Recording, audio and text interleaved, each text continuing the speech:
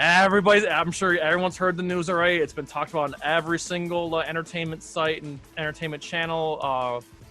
Ray Fisher has come out and retracted his comments he made during the Justice League press tour on Josh Whedon, saying, I retract everything, all the good things I said about him, and then what I said at the press meeting.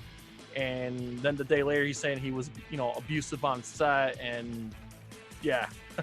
It's been snowballing. The news has been snowballing every day ever since. Right. And for a lot of people that aren't familiar with it, I think it was 2017 Comic-Con where he, someone had asked him what it was like to work with Joss, and he said, "Oh, well, he's a great guy, and Zach couldn't have picked a better replacement." I watched and all that of these things, and just a few days ago, he kind of, posted that particular clip on Twitter, and above it says that I retract the following statement. So, he also went on to say that that Joss was incredibly unprofessional and disrespectful to everyone on the cast and crew.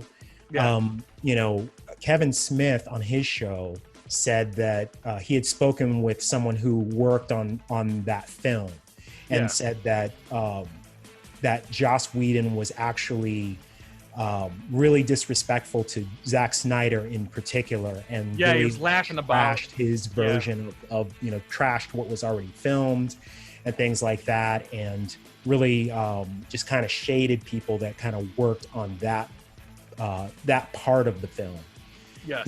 Which, if that's true, I mean, that's, it's, there's no words for the level of disrespect that you could have for. I know there's more to the story, and I know people are questioning the timing. I'm gonna have to come out on Ray Fisher's defense here, because obviously he couldn't say anything. He couldn't say anything during. You can't say the things he said now during the press tour, during before the movie's out, during the movie's out, and after. Right. So I in defense, I understand why he waited to say it. Obviously, he was pushing for the Snyder Cut. He was probably the most vocal ones about it. And again, if he said any of these bad things, that could have prevented HBO Max and Warner Brothers from making the decision for releasing the Snyder Cut. So I understand why he waited to say it. I do.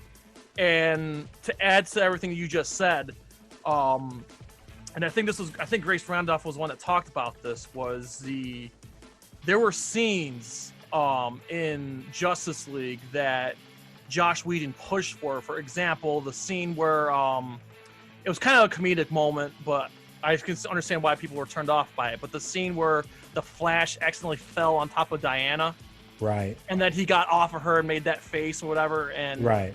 And one of the things was Gal Gadot didn't want to do that scene, so that was her body double that Ezra Miller was on top of. Right.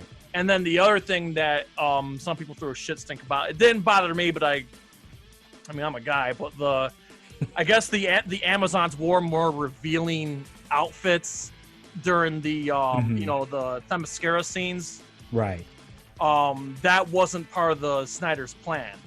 That was something that Josh Whedon pushed was for the Amazons to wear more revealing armor, which revealed their entire stomachs and this and that, and right, and that kind of goes along with some of the things that I've been kind of reading about Whedon, and there's actually a website, or it might be a Twitter page, or like a Facebook page, Facebook group that's it's called Joss Whedon is Not a Feminist, and and on that they kind of post these examples of things that Joss Whedon has done in his productions that are very misogynistic. For example, he wrote a version of a Wonder Woman script that got leaked right before Patty Jenkins kind of took over the project, and in that it kind of describes these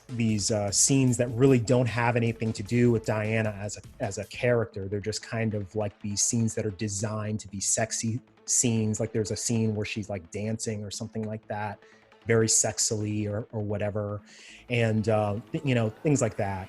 Yeah. And then also, they talk about how Charisma Carpenter was very unceremoniously fired from the show Angel for getting pregnant.